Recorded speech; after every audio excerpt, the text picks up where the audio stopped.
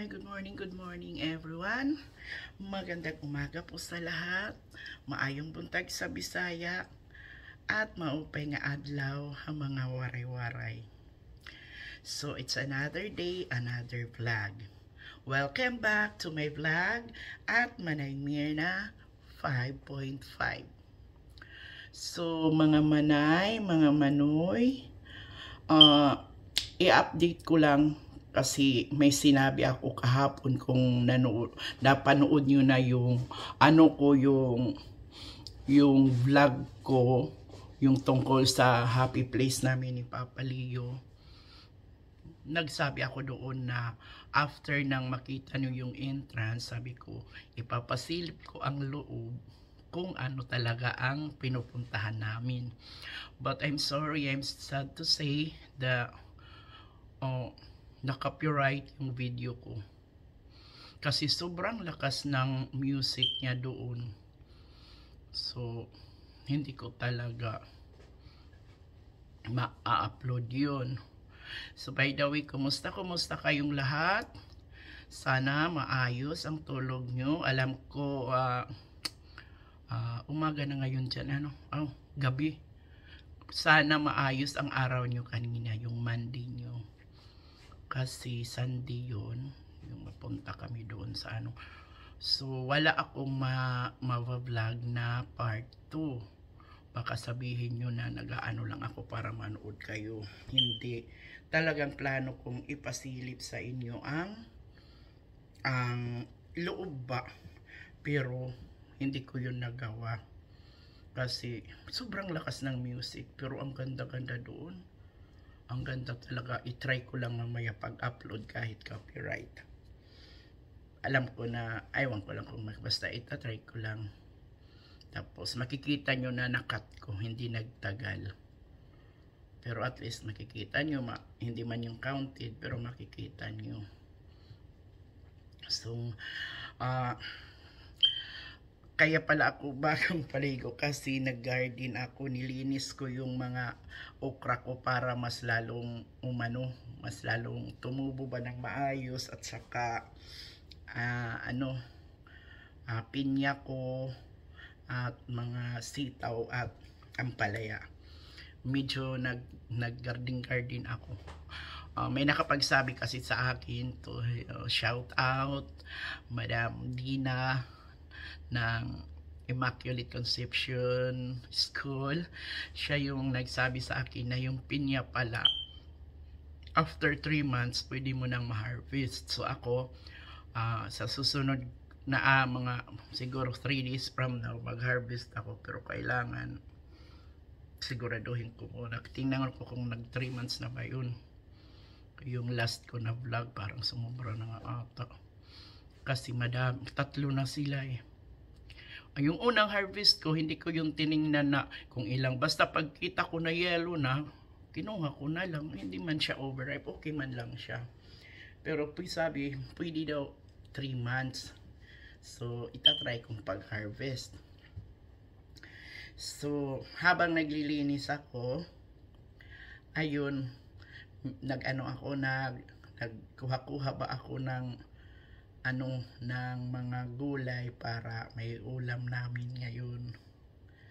So, ito ang ginagawa ko pag nandito ako sa bahay. Linis-linis. Tsaka kung ano-ano lang basta. Gusto ko kaya samahan nyo ako para may kasama ako. Hindi lang ako mag-isa dito sa kusina. Kaya mamaya na ako mag-supply kasi ayoko nang yung nalalaglag ba yung buhok mo na wet pa. Ayoko yun. Tapos ayoko naman mag-blower kasi sira na nga yung buhok ko. Masisira kasi mainit. So nandito ako sa kusina ngayon. Samahan nyo ako dito kung anong gagawin ko kasi matagal-tagal din tayong hindi nandito sa kusina. Mga vlogs ko palagi akong nasa labas, masyado ng madaming off si Inday si Inday Manay, kaya ngayon dito naman tayo sa kusina. So may nakuha ako doon na mga gulay. Ito, ipapakita ko lang sa inyo para paano ba ito, ha? Teka lang.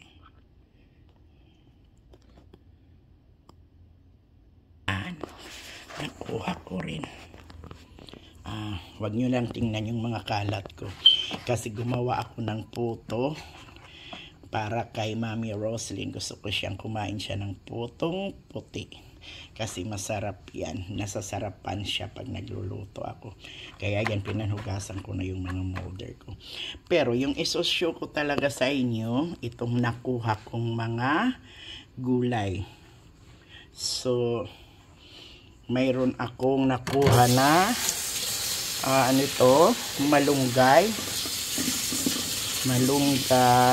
moringa ba, moringa.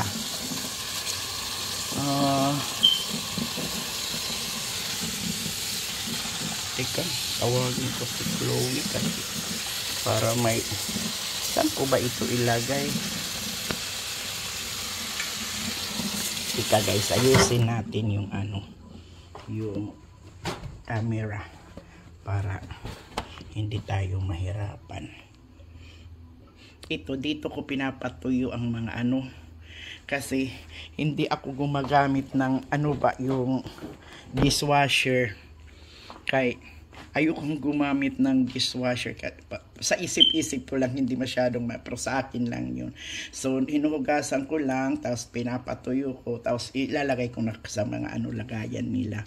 Pero pag may bisita madami, ayun kung gumamit. So ito, sana makita nyo. Hindi pa rin makita. Tika lang, ha. How about dyan?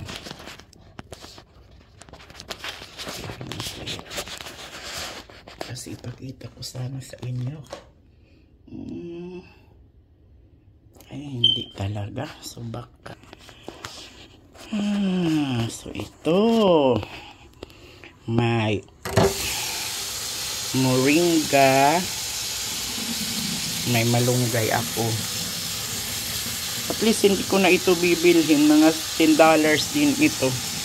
Tapos may green onions, yung dahon ba ng sibuyas, ahos.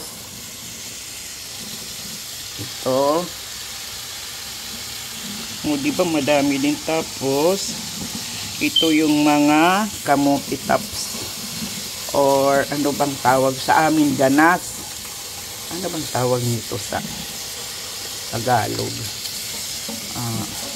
Fresh na fresh yan. Kasi kaano pa lang. Gusto ko lang gusto ko munang hugasan. Tapos mamaya, aywan ko lang kung magsabi ng tapos maisama ko kayo doon sa International Wet Market para makabili ng fresh na isda. Ayun. Diba madami-dami rin yung ako. Ito, yan. Diyan yan sa garden ko. Mamaya ko na yan lutuin pag may isda na ako. Masarap ito na ilagay sa isda. Diba? Ayan. So, para may sabaw. Gusto kasi ni Mami Roslyn yung ko. Palaging may sabaw. Yung daughter-in-law ko. So, kaya magsabaw tayo. Mas ganahan siya daw kumain pa. At may kami, sipre.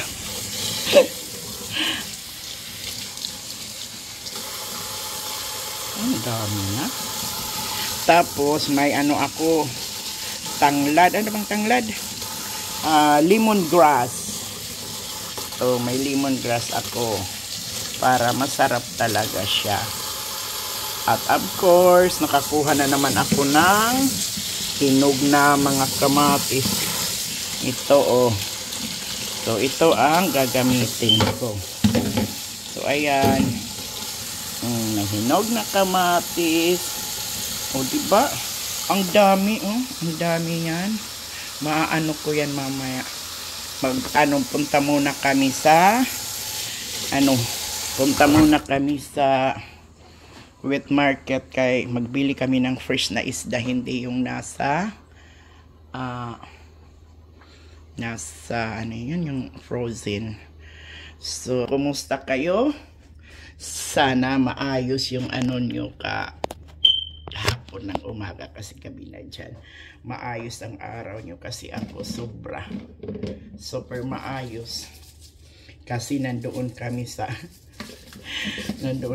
happy namin. Sa happy place namin ni Papa. Nawawala yung mga stress namin doon. So ito, mamaya ko na ito. Muna ako hinugasan ko na siya para makaano na ako ng isda. Tsaka masarap yung isda.